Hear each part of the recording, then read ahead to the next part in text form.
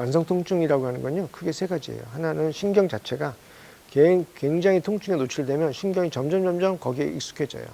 그래서 통증을 더 느끼게 돼요. 그러니까 뺨 한 대 맞는 거하고 100대 맞을 때는 100대 맞을 때 더 아파요. 첫 번째 맞은 거와 달라요. 그게 이제 하나의 거는 거예요. 그러니까 쉽게 말하면 이걸 감작이라 그래요.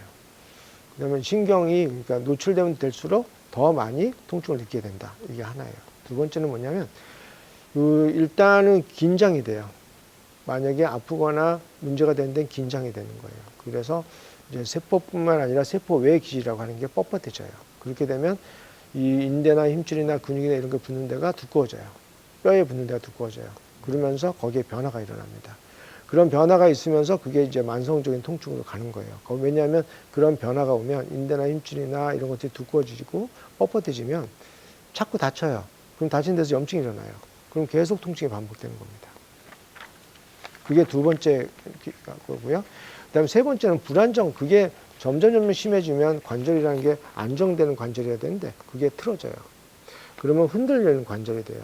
그렇게 되면 다치는 게 훨씬 더 많아져요. 관절 자체가 다치게 되고 연골이 다치게 되고 그다음 주위에 인대나 힘줄도 더 많이 다치게 돼요. 그래서 이게 세 번째 이유가 돼요. 그러니까 세 번째 아주 심해졌을 때 다시 말씀드립니다. 통증이 생기면 반복될수록 통증은 더 심하게 느낀다. 그걸 감작이라고 합니다.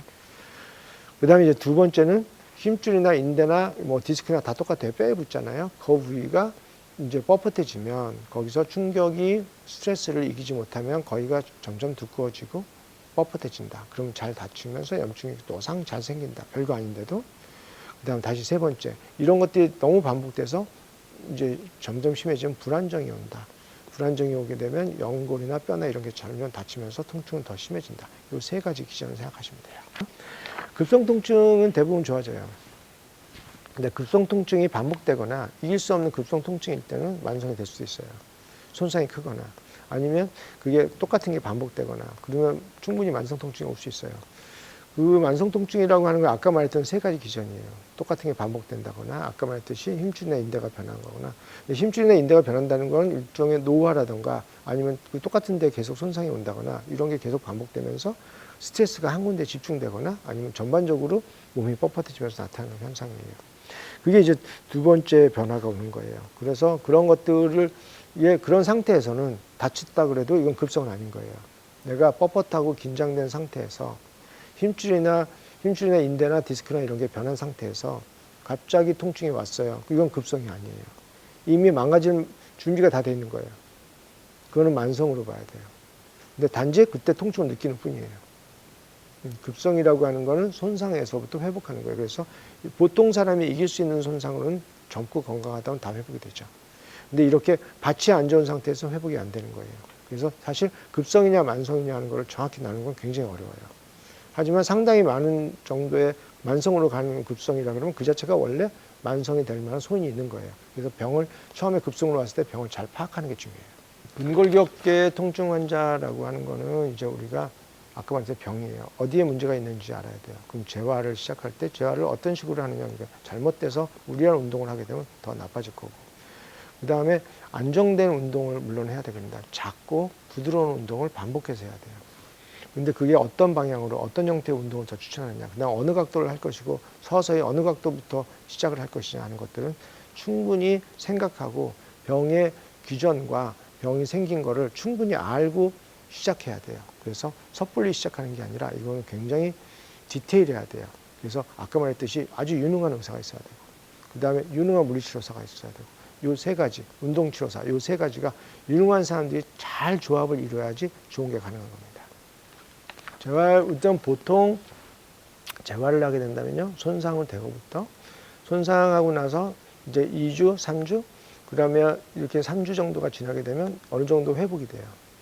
그럼 그때부터 만약에 이게 만성이라면 그때 운동을 시작하는 타이밍이 될 거예요. 근데 만약에 좀 더 큰 손상, 연골이 되는 손상이 있다면 최소한 3개월 지난 다음에 재활이 들어가야 돼요. 그래서 골든타임은 병에 따라 달라요. 어디가 손상됐냐에 따라 다릅니다. 절대 그렇지 않습니다. 병에 따라 다 다른 거예요. 어떻게 뭐가 망가졌느냐에 따라 다른 거죠. 재활을 하게 되면 점점 좋아지는데 도움을 주는 것이지 뭐 재활로 해서 병을 없앤다. 뭐 100% 치료한다. 이거는 맞지가 않아요. 어떤 것도 그런 건 없어요. 단 중요한 거는 좀 더 디테일하고 정확하게 들어가면 치료율은 확실히 올라갑니다. 정확한 진단하고 정확하게 어떻게 변했는지 그걸 아주 디테일하게 진단해야 돼요. 그리고 그거를 살리기 위해서 쉽게 말하면 그 진단뿐만 아니라 그 진단, 이 사람이 병이 온 메커니즘 이런 걸 다 이해해야 돼요. 그래서 절대 쉬운 게 아니에요. 아주 정말 세련된, 진짜 세련된 의사와 아까 말했듯이 물리치료사, 운동치료사 이게 다 코어가 잘 이루어져야 돼요. 정말 뛰어난 사람들이 만나야 돼요. 그것도 마찬가지입니다. 다 상태에 따라 다른 거죠. 그러니까 이게 연령, 그 다음에 그 사람의 근육량. 근육이 많다 그래도 힘줄이 부실한 사람들도 있는 거고, 아까 말했듯이 뼈에 붙는 데가 변화가 온 사람들이 많이 있을 거예요. 그 변화에 따라도 달라지는 거죠. 그 다음에 연골의 그 퇴화 정도. 그 다음에 그 인대나 불안정, 이게 얼마나 올 수 있느냐. 나이 들면 또 불안정이 많아요. 인대가 늘어지고 힘줄이 늘어지면 이제 불안정한 거예요. 그런 거를 파악을 잘해야 돼요. 불안정한 사람에게 운동을 하게 되면 그 잘못된 운동이 그거를 확실히 나쁘게 할 거고, 안정된 사람에게는 어느 정도 안정된 운동을 찾아야 되니까 결국 환자 하나하나를 정확하게 진단하고 그걸 다 알아야 되는데 그게 굉장히 어렵단 말이에요. 그리고 그런 전문가가 그렇게 많지가 않아요. 그래서 이거는 굉장히 디테일하게 공부도 많이 하고 계속 연구해 가야 되는 문제입니다. 어떤 동작이 뭐가 안 좋다는 게 아니라 병을 정확히 알고 어디가 망가졌는지를 알아야 거기에 맞는 답이 나오는 거기 때문에 어떤 동작이 뭐가 안 좋다. 나이에 따라서, 운동 범위에 따라서 관절이 뻣뻣하냐 아니냐, 또 근육이 뻣뻣하냐 아니냐, 힘줄이 두꺼워지냐 아니냐, 이게 다 다른 겁니다. 왜냐하면 그렇지 않겠어요? 어떻게 똑같은 운동 범위가 문제가 될 수 있겠어요? 똑같은 운동 범위가, 똑같은 운동이 어떻게 다 적용될 수 있겠어요? 젊었을 때 20대는 뭘 해도 되잖아요. 그건 아닌 거지. 관계없는 거예요. 급성통증이라면 다친 다음에 낫는 거예요. 나을 만한 바탕이 돼 있으면 무조건 나아요. 만성통증이랑은 나을 바탕이 안 돼 있는 거예요. 그게 급성으로 다쳤다고 하더라도 이미 힘줄이나 인대나 그 다음에 디스크라던가 연골이나 변화가 와 있어. 퇴행성으로 다 망가져 있어요. 근데 아픈 건 그때 느끼는 거예요. 그럼 그건 급성하면 만성이에요. 그 다음 급성이라고 하는 거 무조건 없어지게 돼 있어요. 다쳤는데 회복이 완전히 되니까 끝나는 거예요. 근데 회복이 안 될 정도로 이미 퇴화가 돼 있는 거예요. 그러면 만성이에요. 이건 만성으로 가는 거예요. 그 다음에 똑같은 급성이라도 계속 반복된단 말이에요. 계속 똑같은, 예를 들어서 축구 선수가 무릎을 계속 다친단 말이에요. 그럼 그게 낫기도 전에 또 다치고 낫기도 전에 또 다친단 말이에요. 충격이 가해지면 우리 몸에서 그 충격을 흡수하지 못하고 더 빨리 망가지게 돼 있어요. 그런 회복하는 시간이나 이런 게 안 맞으면 훨씬 더 빨리 나빠진단 말이에요. 그러면 또 이제 만성으로 되는 거죠. 중요한 거는 이미 만성이라고 하는 거는 밭이 안 좋은 거예요. 만성으로 가게 만들어진 거예요. 이미 망가진 상태에서 다쳤으면 그건 급성이 아니라 사실은 만성인 거예요. 그걸 정확히 알아야 돼요. 급성은 좋아질 거예요. 좋아질 밭이야. 망가진 게 별로 없어. 딱 치료해. 그럼 손상도 그렇게 크지 않아. 그럼 100% 회복하는 거예요. 그건 급성이에요. 그래서 일반적으로 급성이 맞냐 만성이 맞냐 하는 거는 나이에 따라서 다르겠죠. 나이가 많이 들고 많이 퇴화가 되고 몸이 뻣뻣해지면 사소한 것도 만성 통증일 확률이 높은 거고, 젊은 애들은 웬만한 건 다쳐도 다 회복되니까 그건 급성일 확률이 높은 겁니다. FMS는 아까 말했듯이 인대나 힘줄이나 디스크나 이런 애들이 아까 말했듯이 뻣뻣해지잖아요. 뻣뻣해지면 걔네들이 붙는 데가 두꺼워져요.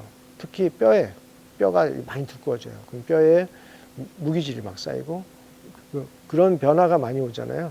많이 충격에 가고 충격에 노출되고 스트레스가 많아져요. 뻣뻣했다고 그래봐요. 이게 만약에 이게 뼈에 이렇게 붙어 있는데 이게 너무 뻣뻣해요. 그러면 뼈에 붙는 데가 점점 두꺼워져요. 떨어지지 않으려고. 그럼 여기가 뼈에 붙는 데가 많이 두꺼워지는 거예요. 그래서 예를 들어서 젊은 여자가 20대 때는 발목이 너무 이뻐서 남자들이 막 쳐다봤어요.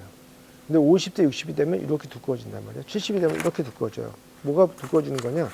뼈에 붙어 있는 인대나 힘줄이나 이런 것, 그 다음에 연골 이런 게 있잖아요. 아까 말했듯이 스트레스를 이기지 못하니까 많이 이제 잡아당기거나 그럴 거 아니에요. 그러면 뼈에 박혀 있는 얘네들이 두꺼워져요. 무조건 두꺼워져야 돼. 안 그러면 떨어지니까. 그리고 점점 약해지지만 두꺼워져요. 그러면 발목이 이렇게 두꺼워지는 거예요. 그렇게 된 상태가 되면 거기에 이제 그 뼈에는 어떻게 되냐면 무기질도 많이 침착해요. 콜라겐도 많이 침착해요. 그 상태에서 걔네들을 전동을 시켜요. 진동을 시키잖아요. 그럼 걔네들이 에너지를 만들어요. 그게 우리 치료예요. 그러니까 그러면 병변이 있는 데는 바늘을 찔러서 진동을 시키면 에너지가 나와서 병이 좋아지는 거예요. 그럼 되게 아파요. 그러니까 이제 그럴 때는 우리가 마취를 하거나 수면을 하거나 이렇게 하고, 안 그러면 너무 아파서 못해요. 근데 멀쩡한 데는 진동을 해도 에너지가 나올 게 없잖아요. 콜라겐도 별로 없고 무기질도 별로 없어요. 그러니까 그런 데는 반응을 안 하죠. 그러니까 저희 치료는 뻣뻣해진 인대나 힘줄이나 이런 것들이 붙는 데서 변화가 와요. 그럼 그걸 치료하는 거예요. 예를 들어 척추협착증 같은 경우에도 척추에 황색인대 이런 게 되게 많이 특화되어 있단 말이에요. 디스크도 퇴화되어 있고. 그럼 거기에 아까 말했듯이 뼈에 붙는데 변화가 많이 와 있단 말입니다. 그거는 찔러서 거기를 진동시키는 겁니다. 그게 저희 치료예요.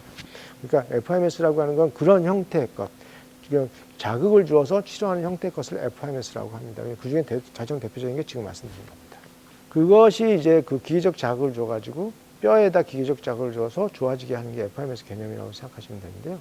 그거는 왜 그러냐면 울프의 법칙이라는 게 있어요. 그래서 모든 의료인은 울프의 법칙을 모르면 의사가 아닐 정도로 울프의 법칙이 유명한 거예요. 100년 이상 입증이 됐고. 그건 뭐냐면 뼈에 기계적 자극을 주면 뼈는 튼튼해진다. 뼈의 골다공증도 좋아진다. 부분적으로. 그 다음에 거기에서 뼈 주위에 인대나 힘줄이 좋아진다. 그 다음에 연골도, 뼈에 붙어있는 연골도 그걸로 충분히 좋아진다. 그 다음에 뼈 주위에 있는 대사가 좋아진다. 이게 울프의 법칙입니다. 그러니까 이런 울프의 법칙 자체가 쉽게 말하면 적절한 기계적 자극에 의해서 적용되는 거죠. 예를 들어서 적절한 운동에 의해서 젊은 사람들이 운동에 의해서 키가 커지고 연골이 좋아지고 이런 거 있잖아요. 그 울프의 법칙이에요. 뼈도 더 튼튼하게 되고. 왜냐하면 운동을 안 해요. 그러면 울프의 법칙이 없어요. 뼈에 자극이 좀 기계적 자극이 안 가요. 그럼 키가 안 자라요. 열심히 뛰어요. 그 울프의 법칙에 의해서 뼈가 자라죠. 그럼 키가 커지는 거예요. 단단해지고. 그게 울프의 법칙입니다. 기계적 자극을 빼줘서 좋아지게 하는 거예요. 울프의 법칙에 근거해서 치료하는 게 저희 치료법입니다. 재활의 성패를 좌우하는 것은 정확한 진단이에요. 그래서 뭐를 해야 되고 뭐를 피해야 되고 어느 강도로 해야 되는 걸 적정하게 내줘야 돼요. 그렇지 않으면 실패할 확률이 커요. 근데 만약에 적절히가 된다면 그거는 굉장히 보물이 되는 거예요. 그거는 계속 그 자체가 재활이라는 자체도 어떻게 보면 자극이에요. 아까 말했듯이 적절한 자극을 줘서 그것이 새로 생겨나게 하는 거예요. 근데 그것이 안 생겨나면 퇴화가 더 빨리 되니까. 그러니까 재활은 분명히 좋은 거예요. 근데 어떻게 재활을 하느냐 자체는 전혀 다른 문제예요. 그래서 피지오 지금 하는 것들이 그런 적절한, 정확하고 세밀하고 세련된 재활을 하기 위한 노력인 거예요. 그래서 이거는 굉장히 좋은 노력입니다.